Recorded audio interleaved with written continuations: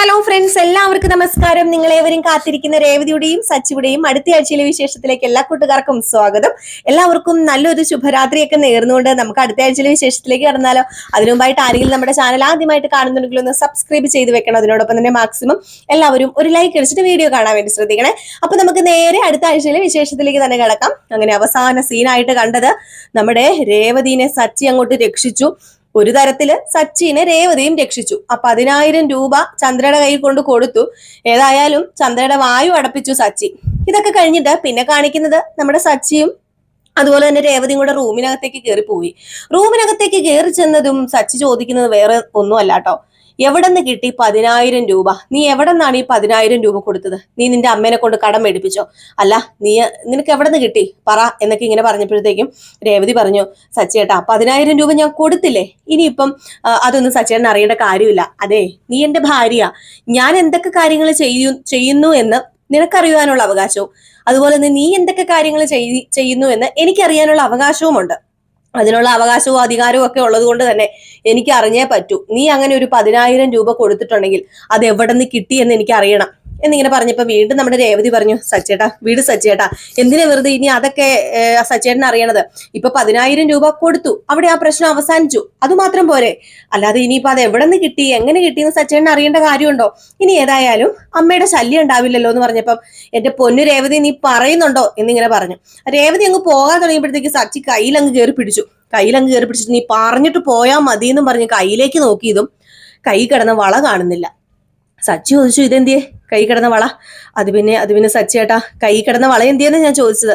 അത് പിന്നെ വള കൊണ്ടുപോയി പണയം വെച്ചു. ഓഹോ, വള കൊണ്ടുപോയി പണയം വെച്ചല്ലേ? എന്നിട്ട് 10,000 രൂപ നീ എന്റെ അമ്മയ്ക്ക് കൊടുത്തു. എന്തിനു വേണ്ടി? ഇത് നീ എന്തിനാ പണയം വെച്ചത്? അത് പിന്നെ സച്ചേട്ടനെ പറയുന്നതിനൊരു പരിധിയില്ലേ? അത് ഒരു ഭാര്യ എന്ന നിലയിൽ എനിക്ക് കേട്ടു നിൽക്കാൻ പറ്റുമോ? സച്ചേട്ടൻ അതുപോലെ കിടന്ന് കുറ്റപ്പെടുത്തുമായിരുന്നു അമ്മയും അതുപോലെ ശ്രുതിയും ഒക്കെ ചേർന്ന്. അതൊന്നും സഹിക്കാൻ എനിക്ക് പറ്റില്ല. അതുകൊണ്ടാ ഞാന് വള പണയം വെച്ച് സച്ചേട്ടൻ തന്നതാന്ന് പറഞ്ഞ് പൈസ കൊടുത്തത്. നീ കൂടുതൽ ഉപകാരം ഒന്നും ചെയ്യരുതേ. നീ ഇങ്ങനെ ഉപകാരം ചെയ്തു എന്നും പറഞ്ഞ് എനിക്ക് നിന്നോട് സ്നേഹം വരുന്നതാണോ നിനക്ക് തോന്നുന്നത്? എന്റെ പൊന്നു സച്ചേട്ട, എന്നെ വിട്. സ്നേഹം വരികയോ വരാതിരിക്കുകയോ അതിനൊന്നുമല്ല. എനിക്ക് ഏതായാലും നിങ്ങൾ മാനം കെടുന്നത് എനിക്ക് ഇഷ്ടമല്ല. നിങ്ങളെ മറ്റുള്ളവർ എന്തെങ്കിലുമൊക്കെ പറഞ്ഞ് വേദനിപ്പിക്കുകയും നിങ്ങളെ കുറിച്ച് ചീത്ത വാക്കുകളും പറയുന്നത് എനിക്ക് ഇഷ്ടമല്ല. ഇനിയിപ്പം നിങ്ങൾ എന്നെ ഇഷ്ടപ്പെട്ടില്ലെങ്കിലും എനിക്ക് എന്റെ ഭർത്താവിനെ കുറിച്ചൊരു ധാരണയൊക്കെ ഉണ്ട്. അതുപോലെ എന്റെ ഭർത്താവ് എല്ലാവരുടെയും മുമ്പിൽ തല ഉയർത്തി പിടിച്ച് നടക്കണമെന്നുണ്ട്. അപ്പൊ അതുകൊണ്ട് തന്നെയാ ഞാൻ ഈ പൈസ കൊടുത്തത്. ഈ വള മേടിച്ചു തന്നത് വേറെ ആരുമല്ല, സച്ചേട്ടൻ തന്നെയാണല്ലോ. സച്ചേട്ടന് പൈസ കയ്യിലുണ്ടായിരുന്നപ്പോ മേടിച്ചു തന്ന വളയാ. അപ്പൊ പിന്നെ ഇത് സച്ചേട്ടന് വേണ്ടി കൊണ്ട് പണയം വെച്ചെന്ന് പറഞ്ഞോണ്ടേ യാതൊന്നും സംഭവിക്കാൻ പോകുന്നില്ലെന്ന് പറഞ്ഞ് നമ്മുടെ രേവതി അങ്ങ് പോയി. ഏതായാലും രേവതി പോയപ്പോഴത്തേക്ക് ഇങ്ങനെ നിൽക്കുകയാണ് കേട്ടോ. ആര്? നമ്മുടെ സച്ചിക്ക് രേവതിയോട് സ്നേഹം ഉണ്ടോന്ന് ചോദിച്ചാൽ ഉണ്ട് താനും. അതങ്ങോട്ട് എന്താ പറയാ, കുറച്ച് വെറുപ്പ് കിടപ്പുണ്ട്. അപ്പൊ അതുകൊണ്ട് എന്ത് ചെയ്യണം എന്നറിയില്ല. പക്ഷെ നമ്മുടെ സച്ചിക്ക് പുതിയൊരു ജോലി കിട്ടിയിട്ടുണ്ട്. വേറെ ഒന്നുമല്ല, കാറ് കഴുകലൊക്കെയാണ്. അപ്പൊ സച്ചി അത് രേവതിയോട് പറഞ്ഞു കേട്ടോ, എനിക്ക് ജോലി കിട്ടി, കാറ് കഴുകലാന്ന് പറഞ്ഞില്ല, നാളെ രാവിലെ തന്നെ എനിക്ക് പോകണം, 5 മണിയാകുമ്പോൾ പോകണം എന്ന് പറഞ്ഞു. അപ്പം രേവതി ചോദിച്ചു, എന്ത് ജോലിയാ? ഡ്രൈവിംഗ് തന്നെയാ. അതെ, എനിക്ക് എയർപോർട്ടിൽ ഒരാളെ കൊണ്ടുവിടാനുണ്ട് രേവതി, അതുകൊണ്ട് എനിക്ക് രാവിലെ തന്നെ പോകണം, എന്നെ രാവിലെ തന്നെ വിളിക്കണം എന്നൊക്കെ പറഞ്ഞു. അപ്പൊ രേവതി ഓർത്തു സച്ചിക്ക് ജോലി കിട്ടിയില്ലോ എന്നൊക്കെ ഓർത്ത് സമാധാനിച്ചിരിക്കുകയാണ്. പക്ഷെ ഈ ജോലിയാണെന്ന് അറിയില്ലല്ലോ. രാവിലെ തന്നെ ചെല്ലണം, കാറ് കഴുകിയൊക്കെ ഇടണം. അതിനിടയിൽ രേവതി ചോദ്യം ചെയ്തു, അല്ല കാറ് കൊണ്ടുവന്നില്ലല്ലോ, ജോലി കിട്ടിയെങ്കിൽ ആ കാർ എന്തെന്ന് ചോദിച്ചപ്പോ അത് കുറച്ച് ലക്ഷറി കാറാ, അപ്പൊ അതുകൊണ്ട് വീട്ടിലൊന്നും തന്നു വിടത്തില്ല, അപ്പൊ ഇങ്ങനെയുള്ള കാര്യങ്ങൾക്കൊക്കെ ഉപയോഗിക്കത്തുള്ളൂ, അതുകൊണ്ട് വീട്ടിൽ കൊണ്ടുവരത്തില്ലെന്നും പറഞ്ഞ് നോണെ അങ്ങോട്ട് പറഞ്ഞു നമ്മുടെ സച്ചി. ഈ സീനൊക്കെ കഴിഞ്ഞ് പിന്നെ കാണിക്കുന്ന സീൻ എന്ന് പറഞ്ഞിട്ടുണ്ടെങ്കിൽ നമ്മുടെ ശ്രുതിനെയും കാണിക്കുന്നുണ്ട്. നമ്മുടെ ശ്രുതിയാണെങ്കിലോ എങ്ങനെയെങ്കിലും ഒക്കെ കള്ളത്തരം പറഞ്ഞ് പിടിച്ചു നിൽക്കാൻ വേണ്ടി ശ്രമിച്ചുകൊണ്ടിരിക്കുകയാണ്. അതിനിടയിൽ ആയിക്കോട്ടെ നമ്മുടെ ശ്രുതിനെ അങ്ങോട്ട് പുകഴ്ത്തി ശ്രുതി ഒരു സർപ്രൈസ് ഗിഫ്റ്റ് ആയിട്ട് ഒരു എന്താ പറയാ ഒരു സ്പ്രേ ഒക്കെ കൊണ്ട് കൊടുക്കുന്നുണ്ട് കേട്ടോ. കാരണം നമ്മുടെ ശ്രുതിക്ക് ജോലി ഉണ്ടെന്നൊക്കെ വിചാരിച്ചിട്ടാണ് ശ്രുതി ഇങ്ങനെയൊക്കെ ചെയ്യുന്നത്. ശ്രുതി കാരണം ഞാൻ നാണം കെട്ടില്ലല്ലോ, സച്ചിക്ക് പൈസ കൊടുക്കാൻ പറ്റിയില്ലല്ലോ, ശ്രുതി പൈസ കൊടുത്തല്ലോ, ഞാനും പൈസ കൊടുത്തല്ലോ. ഏതായാലും ഒരു പ്രാവശ്യമെങ്കിലും സച്ചിയുടെ മുമ്പിൽ തല ഉയർത്തിപ്പിടിച്ച് നിൽക്കാൻ കഴിഞ്ഞല്ലോ, ഇതെനിക്ക് ഭയങ്കര സന്തോഷം എന്നൊക്കെ പറഞ്ഞാണ് ആ ഒരു പെർഫ്യൂം കൊണ്ട് കൊടുക്കുന്നത്. അതും 10,000 രൂപയുടെ ഒരു പെർഫ്യൂം അല്ല, സ്പ്രേ കൊണ്ട് കൊടുക്കുന്നത്. രണ്ടും ഒന്നാണെന്ന് തോന്നുന്നല്ലേ, എന്തെങ്കിലും ആട്ടെ, അതുകൊണ്ട് കൊടുക്കുന്നത്. അപ്പൊ 10,000 രൂപയുടെ വിലയുള്ളൊരു സംഭവമാണ്, ഒരു സ്പ്രേ ആണ്. അപ്പം ഇതിന്റെ വില കേട്ടപ്പോഴത്തേക്കും തന്നെ നമ്മുടെ സുധി ഞെട്ടാണ്. അപ്പൊ സുധി വെച്ച് ഇത് എവിടെ നിന്ന് നിനക്ക് കിട്ടി? ഇത് ഞാൻ ഒരുപാട് തപ്പി നടന്നിട്ടുണ്ട്, പക്ഷെ ഇതൊന്നും നമ്മുടെ കേരളത്തിൽ തന്നെ കിട്ടാൻ ചാൻസ് കുറവാന്ന് പറഞ്ഞപ്പം ഇതെന്റെ ഒരു ഫ്രണ്ട് പുറത്ത് പോയിട്ട് വന്നപ്പം ഞാൻ പ്രത്യേകം സുധിക്ക് വേണ്ടി പൈസ കൊടുത്ത് അയച്ച് മേടിച്ചാന്നൊക്കെ പറഞ്ഞു. ഭയങ്കര സ്നേഹം കേട്ടോ, ഭാര്യയും ഭർത്താവും. എന്നാന്നറിയില്ല നമ്മുടെ സുധീനെ എടുത്ത് നിലത്തിട്ട് അടിക്കുന്നത്. കാരണം ജോലി ഇല്ലാന്ന് പറയുമ്പോൾ അതല്ലേ ഉണ്ടാകാൻ പോകുന്നത്. പിന്നെ കാണിക്കുന്ന കുറച്ച് സീനുകൾ എന്ന് പറഞ്ഞാൽ ശ്രീകാന്തിനെ വർഷേനെയാണ്. അവർ തമ്മിൽ കുറച്ച് രസക്കേടുകളൊക്കെ ഉണ്ടാകുകയാണ് കേട്ടോ. അവരുടെ ജീവിതത്തിൽ കുറച്ച് രസക്കേടുകളൊക്കെ ഉണ്ടാകുകയാണ്. കാരണം നമ്മുടെ വർഷം ഒരു ജോലിയും ചെയ്യുന്നില്ല. ഒരു ചായ ഇട്ട് കൊടുക്കണമെങ്കിൽ വരെ നമ്മുടെ ശ്രീകാന്ത് ചായ ഇട്ട് കൊടുക്കണം. അപ്പൊ അതിനിടയിൽ ഒരു കൂട്ടുകാരി വിളിക്കുകയും കല്യാണത്തെക്കുറിച്ച് സംസാരിക്കുകയും പിന്നെ പെട്ടെന്നൊന്നും കുട്ടികൾ വേണ്ടെന്നിങ്ങനെ വർഷ പറയുകയാണ്. നമ്മുടെ ജീവിതമാണ്, നമ്മളത് ആഘോഷിക്കണം, നമ്മുടെ മക്കളും ഇനി നമ്മളൊരു കുഞ്ഞിനെ ഉണ്ടാക്കിയിട്ട് ആ മക്കളും ഇങ്ങനെ ചെയ്തു കഴിഞ്ഞാൽ നമ്മൾ സഹിക്കുമോ എന്നൊക്കെ ഇങ്ങനെ പറയുകയാണ്. ഇതൊന്ന് അഹങ്കാര വർത്താനം പോലെ നമ്മുടെ ശ്രീകാന്തിന് തോന്നി കേട്ടോ. അപ്പൊ ശ്രീകാന്തിന് ഇതങ്ങോട്ട് ഉൾക്കൊള്ളാനും പറ്റുന്നില്ല. അപ്പം രണ്ടുപേരും അങ്ങോട്ട് യോജിച്ചു പോകാൻ കുറച്ച് ബുദ്ധിമുട്ടൊക്കെ ഉണ്ട്. അപ്പൊ അങ്ങനെ കുറച്ച് ഭാഗങ്ങൾ കാണിക്കുന്നുണ്ട്. എങ്കിലും അവര് സ്നേഹിക്കുന്നുണ്ട് കേട്ടോ. രണ്ടുപേർക്കും പൊരുത്തപ്പെടാൻ കുറച്ച് പാടൊക്കെയാണ്. കാരണം രണ്ടുപേരും രണ്ട് ഡിഫറെന്റ് ക്യാരക്ടേഴ്സ് ആണല്ലോ. നമ്മുടെ വർഷ എന്ന് പറഞ്ഞാൽ കുറച്ച് ബോൾഡാണ്, അതും തന്നെ കാര്യങ്ങളൊക്കെ ചെയ്യുകയും, പക്ഷെ അടുക്കളക്കാരി മാത്രം തന്നെ ചെയ്യില്ല കേട്ടോ. ബാക്കി എല്ലാ കാര്യവും തന്നെ ചെയ്യുകയും സ്വാതന്ത്ര്യം ആഗ്രഹിക്കുകയും ചെയ്യുന്ന ഒരു പെൺകുട്ടിയാണ്. ശ്രീകാന്ത് ആണെങ്കിൽ കുടുംബത്തെ സ്നേഹിക്കുന്ന ഒരു ചെറുപ്പക്കാരനാണ്. അപ്പൊ അതിൻ്റെതായ ഒരു പൊരുത്തക്കേടുകളൊക്കെ കാണിക്കുന്നുണ്ട്. അപ്പൊ ഇതിനിടയിലാണ് നമ്മുടെ ചന്ദ്രയും അതുപോലെ ശ്രീകാന്തും കൂടെ കാണുകയും ചന്ദ്ര ശ്രീകാന്തിനോട് വീട്ടിൽ വരാൻ പറയുകയും വർഷേനെയും കൊണ്ട് വരണമെന്നും എനിക്ക് പിണക്കമൊന്നും ഇല്ലെന്നും അച്ഛന്റെ പിണക്കമൊക്കെ ഞാൻ മാറ്റാന്നും ഒക്കെ പറയുന്ന ആ സീനുകളും കാണിക്കുന്നുണ്ട് കേട്ടോ. അപ്പം ആ കാര്യം വന്ന് നമ്മുടെ വർഷയുടെ അടുത്ത് ശ്രീകാന്ത് പറയുമ്പം ശ്രീകാന്ത് പറയാണ്, എൻ്റെ അമ്മേനെ കണ്ടു, അതുകൊണ്ട് ഒരുപാട് സന്തോഷമുള്ള ദിവസമാണെന്നൊക്കെ പറയുമ്പം വർഷയ്ക്ക് ഇഷ്ടപ്പെടുന്നില്ല. കാരണം ഇത്രയും ദിവസം നീ സന്തോഷം അനുഭവിച്ചില്ലേ, അപ്പൊ ഞാൻ നിനക്ക് സന്തോഷം തന്നില്ലെന്നാണോ പറയുന്നത് എന്നൊക്കെ ചോദിച്ചാൽ അവർ തമ്മിൽ കുറച്ച് വഴക്കുകളൊക്കെ അങ്ങനെ ഉണ്ടാവുന്നുണ്ട്. അപ്പൊ പിന്നെ കാണിക്കുന്ന സീൻ എന്ന് പറഞ്ഞാൽ നമ്മുടെ സച്ചിയുടെ ആ ഒരു ജോലി നമ്മുടെ രേവതിയുടെ ഒരു കൂട്ടുകാരി അറിയുകയാണ്. രേവതിയുടെ കൂട്ടുകാരി അറിഞ്ഞിട്ട് രേവതിയുടെ കൂട്ടുകാരി എന്താ ചെയ്യുന്നത്, നമ്മുടെ രേവതിയോട് വന്ന് പറയുകയാണ്, നിന്റെ ഭർത്താവിന് ഡ്രൈവർ അല്ലായിരുന്നോ, എന്നിട്ട് എന്താണ് ഇപ്പം ഈ ഒരു ഫ്ലാറ്റിലാണ് ജോലിക്ക് പോകുന്നത്, അവിടെ കാറ് കഴുകലൊക്കെയാണ് ജോലി എന്ന് പറയാ. ഇത് കേട്ട് ചങ്കു പൊട്ടിയ നമ്മുടെ രേവതി. ഇത് സത്യമാണോ ഇല്ലോ എന്ന് അറിയത്തുമില്ല. അപ്പൊ രേവതിക്ക് ഇങ്ങനെ ആരും പറയുന്ന അങ്ങനെ വിശ്വാസമൊന്നുമില്ല. അപ്പൊ അതുകൊണ്ട് തന്നെ രേവതിക്ക് കണ്ടൊക്കെ വിശ്വാസം ആകണം. അതുകൊണ്ട് രേവതി എന്ത് ചെയ്യാ, രേവതി നമ്മുടെ സച്ചി ജോലി എടുക്കുന്ന ഫ്ലാറ്റിലേക്ക് പോവുക. അവിടെ ചെന്നപ്പം സഹിക്കാൻ പറ്റാത്തതിനും അപ്പുറമാണ് നമ്മുടെ രേവതി കാണുന്ന കാഴ്ച. സച്ചി അവിടെ ജോലി ചെയ്തുകൊണ്ടിരിക്കുമ്പം, അതായത് ഒരു കാറ് കഴുകിക്കൊണ്ടിരിക്കുമ്പം ആ കാറിന്റെ മുതലാളിയുടെ ഒരു മൊബൈൽ ഫോൺ നഷ്ടപ്പെടുകയാണ്. അപ്പം അത് വണ്ടിക്കകത്ത് വെച്ചു എന്നും അത് സച്ചി എടുത്തു എന്നും ഒക്കെയാണ് ഇവർ പറയുന്നത്. അപ്പം സച്ചിനെ തന്നെ കുറ്റപ്പെടുത്തുന്നു. അപ്പൊ സച്ചിയുടെ മുഖത്ത് നോക്കി പറയാണ്, നീയാണ് ഇത് എടുത്തത്, നീ ഒരു വെറു കള്ളനാണെന്ന് ഞങ്ങൾ അറിഞ്ഞില്ല, എങ്കിൽ നിന്നെ ഈ ജോലിക്ക് എടുക്കില്ലായിരുന്നു എന്നൊക്കെ പറഞ്ഞ് അപമാനിക്കുകയാണ് കുറെ ആൾക്കാർ കൂടി നിന്ന്. ഇത് കണ്ടിട്ട് നമ്മുടെ രേവതിക്ക് സഹിക്കുന്നില്ല. രേവതി ഇതൊക്കെ നിന്ന് കാണുന്നുണ്ട് കേട്ടോ. പക്ഷെ രേവതിക്ക് പ്രതികരിക്കാനൊന്നും കഴിയുന്നില്ല. രേവതി ഇത് മാറി നിന്ന് കാണുക.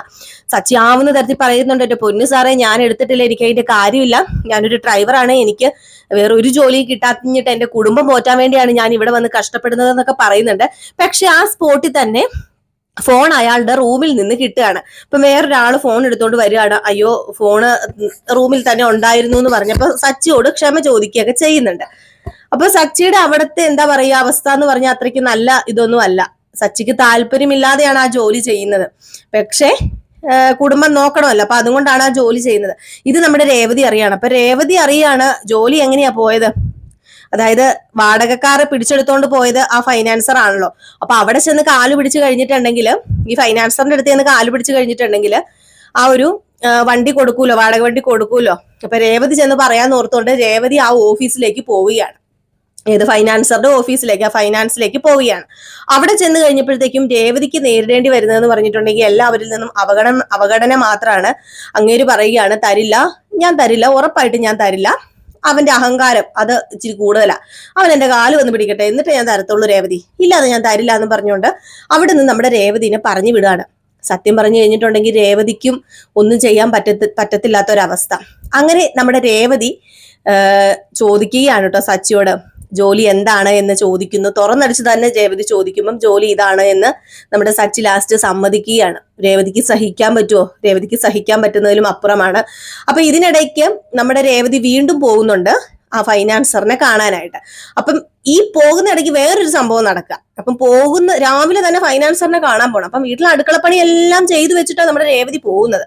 അതിന് അടുക്കളപ്പണിയൊക്കെ ചെയ്ത് സാമ്പാറും ഇഡലിയും ചോറും കറികളും ഒക്കെ ഉണ്ടാക്കി വെച്ചു.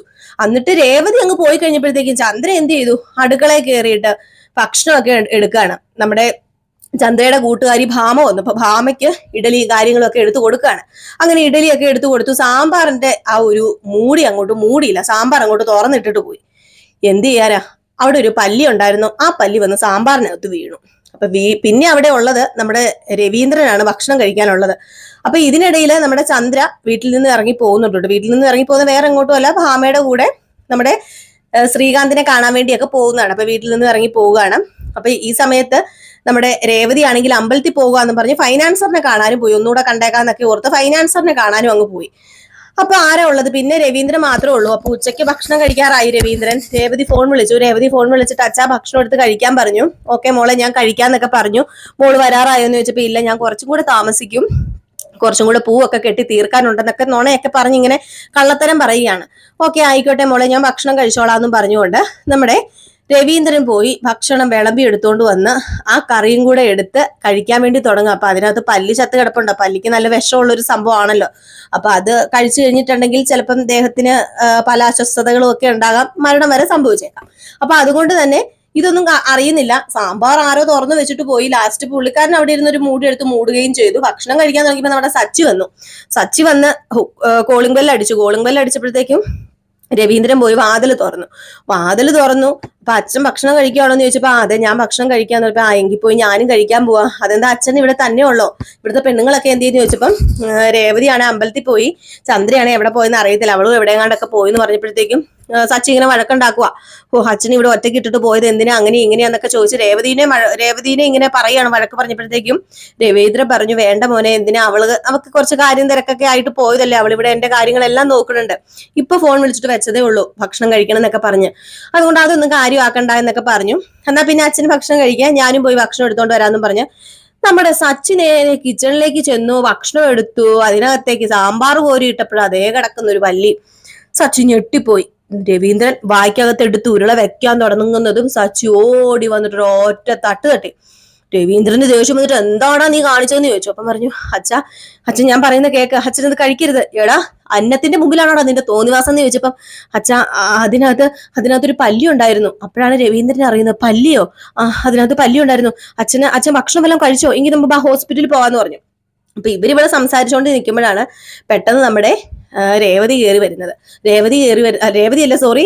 ചന്ദ്ര കയറി വരുന്നത്. അപ്പൊ ചന്ദ്ര കയറി വന്നപ്പോഴത്തേക്കും ഇവിടെ എന്താ പറ്റിയത്, ചോറൊക്കെ ഇവിടെ നിലത്ത് വീണ് കിടക്കുന്നത്, എന്താ പ്രശ്നം എന്ന് ചോദിച്ചപ്പോഴത്തേക്കും കാര്യം അറിഞ്ഞു കഴിഞ്ഞപ്പോഴത്തേക്കും ഓഹോ അങ്ങനെയാണോ എന്ന് ചോദിച്ചപ്പോഴത്തേക്കും നമ്മുടെ സച്ചി നിങ്ങൾക്ക് എന്താ നോക്കിയും കണ്ടും കാര്യങ്ങളൊക്കെ ചെയ്യത്തില്ലെന്ന് ചോദിച്ചപ്പോഴത്തേക്കും ചന്ദ്ര പറഞ്ഞു അയ്യേ ഞാനല്ല നോക്കിയും കണ്ടും കാര്യം ചെയ്യണ്ട, നിന്റെ ഭാര്യയല്ലേ ഇതുണ്ടാക്കി വെച്ചിട്ട് പോയത്, അവള് മറ്റുള്ളവർ ഇത് ചത്തോട്ടെ എന്ന് വിചാരിച്ച് കാണുന്നു പറഞ്ഞു. ഈ സമയത്ത് നമ്മുടെ രേവതിയും വന്നു കേട്ടോ. പിന്നെ പറയാനുണ്ടോ, രേവതിനെ അങ്ങോട്ട് എടുത്തു വെച്ച് പൊരിക്കുക. ഇതിനെല്ലാം കാരണക്കാരി ചന്ദ്രയാന്ന് ഓർത്തോണം. ചന്ദ്ര ഭാമയ്ക്ക് സാമ്പാർ എടുത്തു കൊടുക്കാൻ തുടങ്ങിയപ്പം അത് മൂടി വെച്ചില്ല. അപ്പം ഭാമ ഇതെല്ലാം മാറി നിന്നും ഭാമയും വന്നായിരുന്നു ചന്ദ്രയുടെ കൂടെ. അപ്പം ഭാമയും മാറി നിന്ന് ഇത് ഓർക്കുവാണ് കേട്ടോ. അയ്യോ രേവതി അല്ലല്ലോ, ചന്ദ്രയാണല്ലോ ആ ഒരു ഭക്ഷണം എടുത്ത് എനിക്ക് തന്നിട്ട് മൂടാതെ ഇരുന്നത്.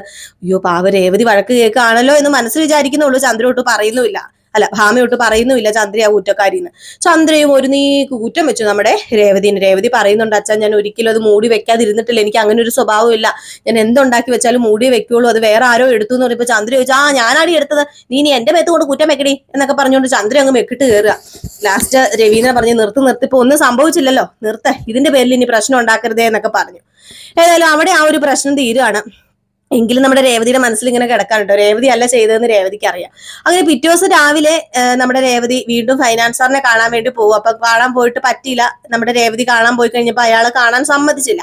അപ്പൊ അതുകൊണ്ട് വീണ്ടും നമ്മുടെ സച്ചിയുടെ ഈ കാര്യം ചോദിക്കാനും വാടകയ്ക്ക് കിട്ടുവാണെങ്കിൽ അത്രയ്ക്ക് നല്ലതെന്ന് ഓർത്ത് രാവിലെ പോകാനൊക്കെ വേണ്ടി തുടങ്ങുമ്പോഴത്തേക്കും രേവതി അവിടെ ഇരുന്ന കറിയെല്ലാം എല്ലാവരെയും കാണിക്കുകയാണ്. ഞാൻ ഇതെല്ലാം മൂടി വെച്ചിട്ടാണ് പോകുന്നത്, ഇതിനകത്ത് ഇനി ഒന്നും വീണെന്ന് പറയരുത് എന്നൊക്കെ ഇങ്ങനെ പറയുന്നുണ്ട്.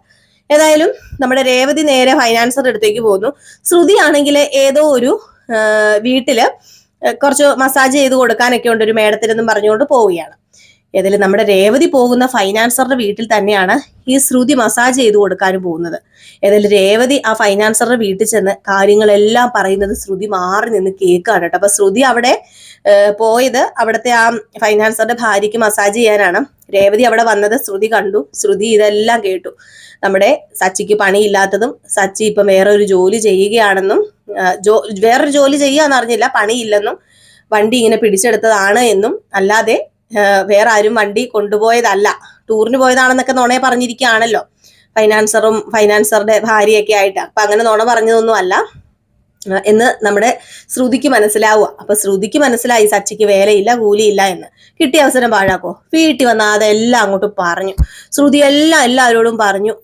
നാണം കിട്ടുപോയിട്ടോ നമ്മുടെ സച്ചിയും രേവതിയും. അപ്പോഴാണ് സച്ചി അറിയുന്നത് ഇവള് ഫൈനാൻസറുടെ വീട്ടിൽ കാര്യം ചോദിക്കാനും കാര്യം പറയാനും പോയെന്ന്. നമ്മുടെ വാടക വണ്ടി തിരിച്ചു ചോദിക്കാന്. സച്ചി വിടുവോ? സച്ചി രേവതി അവിടെ കിടന്ന് വീണ്ടും ഭയങ്കര പാടാ. സച്ചി പറഞ്ഞു, നീ എന്തിനാ പോയത്? അതുകൊണ്ടല്ലേ ഇപ്പൊ സത്യങ്ങളൊക്കെ അറിഞ്ഞത്. അങ്ങനെ അറിഞ്ഞത് ഇപ്പൊ ഭയങ്കര നാണക്കേട്, എനിക്ക് നാണക്കേടായി പോയില്ലേ, അച്ഛനത് വേദനയായി പോയില്ലേ എന്നൊക്കെ പറഞ്ഞു. ഇതിനിടയിൽ നമ്മുടെ രേവതി വേറൊരു കാര്യം കൂടെ തുറന്നു പറഞ്ഞു. വേറെ ഒന്നുമല്ല, സച്ചിയേട്ടന് വേറെ ഒന്നുമല്ല അച്ഛാ ജോലി. എന്റെ സച്ചിയേട്ടൻ ജോലിയൊക്കെ ചെയ്യുന്നുണ്ട്. കാറ് തുടയ്ക്കുക, കാറ് കഴുകുക എന്റെ സച്ചിയേട്ടൻ ഇപ്പം. അങ്ങനെയുള്ള ഒരു മനുഷ്യനെ കുറ്റപ്പെടുത്തേണ്ട കാര്യമുണ്ടോ? ഒരു ജോലി ഇല്ലെങ്കിലേ എന്റെ സച്ചിയേട്ടൻ വേറൊരു ജോലി ചെയ്യുന്നുണ്ട് എന്നുള്ള രീതിയിൽ ഇങ്ങനെ സംസാരിച്ചു. ഇത് കേട്ടപ്പോ രവീന്ദ്രനും അങ്ങനെ സങ്കടമായിട്ടോ. ഏതായാലും സച്ചി നമ്മുടെ രേവതിനെയാണ് പിന്നെയും കുറ്റപ്പെടുത്തുന്നത്. ഇതൊക്കെ നീ കാരണമാണ് ഉണ്ടായത്, നീ കാരണം എന്റെ സ്വസ്ഥതയും സമാധാനവും നഷ്ടപ്പെട്ടടി എന്ന് പറഞ്ഞുകൊണ്ട് വീണ്ടും അടിയും വഴക്കും ബഹളവും ഒക്കെ തന്നെ. ഇതെല്ലാം മാറി എന്ന് രവീന്ദ്രൻ കേൾക്കുകയും ചെയ്യാം. ലാസ്റ്റ് നമ്മുടെ രവീന്ദ്രൻ ഒരു തീരുമാനം എടുക്കുകയാണ്. വേറെ ഒന്നുമല്ല, പ്രമാണം കൊണ്ട് പണയം വെച്ച് നമ്മുടെ സച്ചിയുടെ ആദ്യത്തെ വണ്ടിയില്ലേ, നമ്മുടെ സച്ചി രവീന്ദ്രൻ ഹോസ്പിറ്റലിൽ കിടന്നപ്പോ വിറ്റിയ ആ വണ്ടി തിരിച്ചു പിടിക്കുകയാണ്. അപ്പം പ്രമാണം കൊണ്ട് പണയം വെക്കുന്നു. ചന്ദ്ര ആദ്യം സമ്മതിക്കുന്നില്ല കേട്ടോ. അപ്പൊ ചന്ദ്രയുടെ കുറച്ച് സ്വർണം പണയം എടുത്തു കൊടുക്കാന്ന് പറഞ്ഞപ്പോ ചന്ദ്ര സമ്മതിച്ചു. ഏതായാലും ആ പ്രമാണം കൊണ്ട് പണയം വെച്ചിട്ട് സർപ്രൈസ് ആയിട്ട് തന്നെ ആ പഴയ വണ്ടി, സച്ചിയുടെ സ്വന്തം വണ്ടി എടുത്ത് നമ്മുടെ രവീന്ദ്രൻ കൊടുക്കുകയാണ്. എന്നിട്ട് രവീന്ദ്രൻ എടുത്തു പറയുന്നുണ്ട്, ഇത് രേവതി കാരണമാണ്, നിന്റെ ലൈഫിൽ ഇങ്ങനെ ഒരു നന്മ ഉണ്ടായത് രേവതി കാരണമാണ്. കാരണം അവളാണ് എല്ലാം ഇവിടെ പറഞ്ഞറിയിക്കുകയൊക്കെ ചെയ്തത്. അവളുടെ ആ ഒരു സങ്കടം എനിക്ക് സഹിക്കാൻ പറ്റില്ല, അതുകൊണ്ടാണ് സച്ചി എന്നും കൂടെ പറയുന്നുണ്ട്. ഏതായാലും നമ്മുടെ സച്ചിക്ക് വീണ്ടും രേവതിയോട് ഇഷ്ടമൊക്കെ തോന്നി തുടങ്ങാണ് കേട്ടോ. ഇനിയിപ്പോ സച്ചിക്ക് സ്വന്തം വണ്ടിയൊക്കെ ആയല്ലോ.